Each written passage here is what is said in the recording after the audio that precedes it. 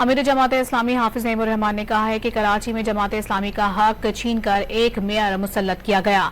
लाहौर में press conference करते हुए हाफिज नईमुर रहमान ने कहा कि पीपल्स पार्टी ने कराची में बल्दियात पर डाका मारा, जमात इस्लामी जीती हुई नशिस्तों को धांधली करके छीना गया और जाली तरीके से कराची मेयर मुसल्लत किया गया।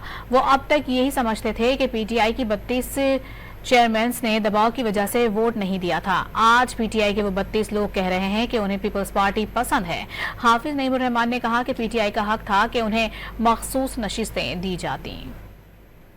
इख्तिलाफ हर पार्टी के दरमियान होता है, लेकिन पाकिस्तान तहरीक इंसाफ का ये हक था कि उनको ये रिजर्व सीटें मिलनी चाहिए थी, लेकिन सुप्रीम कोर्ट ने एक गलत फैसला किया है।